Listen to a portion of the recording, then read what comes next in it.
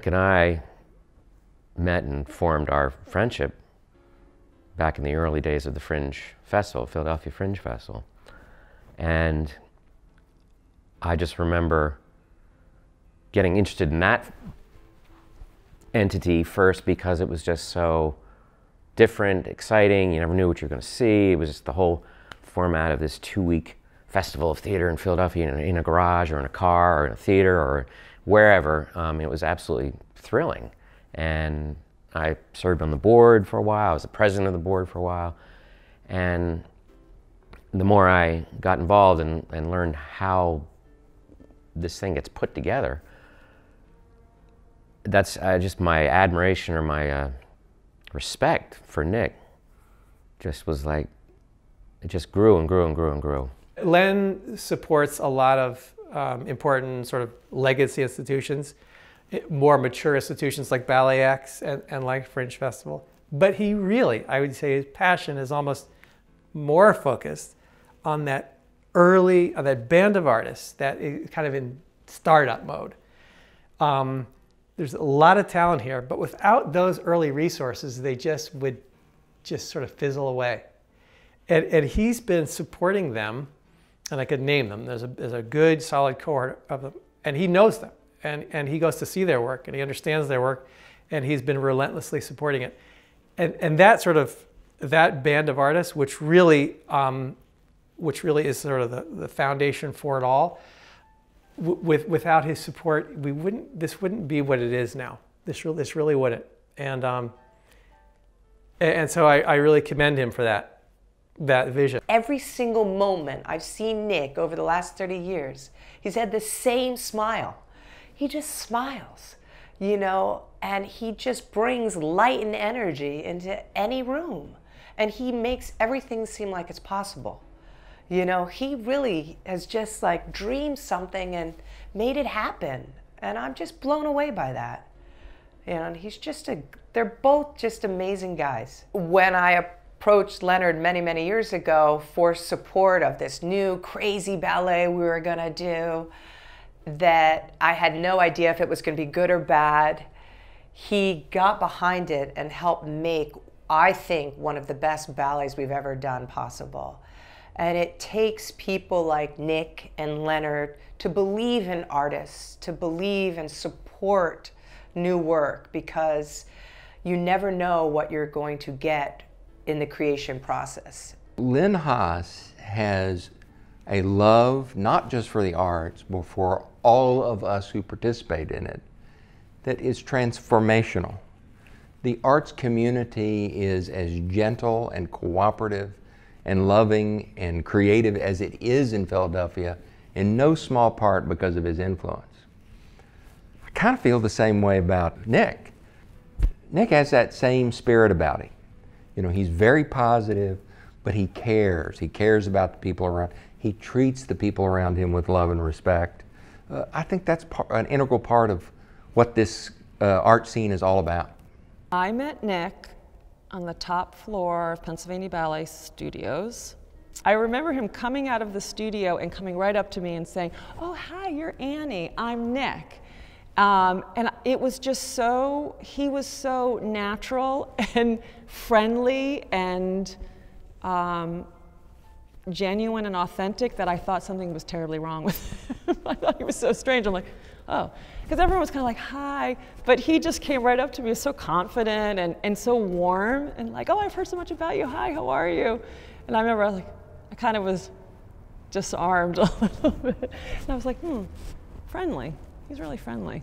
He said to me, in passing, you know, I have a son, he's going to be turning 18 in a couple months. And I was like, I don't believe you. I don't believe you. He actually took out his driver's license and showed me his age. It was 46. The trick he tells me later is he thought it was 25, but it was 36. So we both thought each other were 10 years younger than we were. We laughed, and it was it was Valentine's Day. That's when we met. When we were in high school together, Nick didn't have even a little bit of interest in arts, and amazingly, I was voted most artistic in my high school class. I know that's hard to believe these days, but So I cast Nick in a play, which is the first time I think he'd ever been inside a theater. I did the script, I read the script, I did the thing. He was like, you got the part, because you're the only guy here. He was a natural at it, and he sort of discovered this whole world, and then he went off to Skidmore and got into dance, and the whole trajectory of his life, went in that direction. So I, modestly take credit for the fact that I introduced him to this, and I discovered this artistic genius, which is why, in a way, I think, truthfully, I really founded the Philadelphia Fringe Festival, and this is kind of my night, too. Even from the start, Len was always a guy who would always think about his father and his grandfather, and I got to meet his parents. And the generosity is like in their DNA. I really believe it, and it's in his DNA. This idea that it's a compulsion to help and to figure out how, and for Len, to figure out how to use this resource that he was given, that he was blessed with being a part of. How do I do that for the widest and best good? Looking at where the city was and where it is now, it feels really good. It feels really pretty amazing. I mean, obviously Philly has a lot of other issues we got to deal with, but for this sector, man, it's just, and I look at that and I think, yeah, I had a hand in that. My family has had a big hand. We've all, and that's, I feel really proud of. He took that mantle, and he especially took it after the passing of his father. The brothers took the mantle and were like, yes, we are continuing this. He's just this sweet, normal, unassuming, generous listener, just a good guy. I think that he just has such a passion for the people around him and what they do and their passions, and he just wants to see people thrive, and he doesn't think about how it will benefit him or make him look. Growing up with his impact in the area and just seeing how he went about it and doing it in such a graceful way and such a humble way, as I said, I think is, yeah, who wouldn't want to honor someone like that? What I was always attracted to Nick about was that he's very curious about so many different things. He's just really interested. He's an interesting person because he's interested in so many things. He's very pragmatic, but he's also a risk taker. So it's a nice combo, and that also hasn't altered at all. And I really admire that. Of course, he is also very humble, so he would say, oh, it's naivete, but it's not.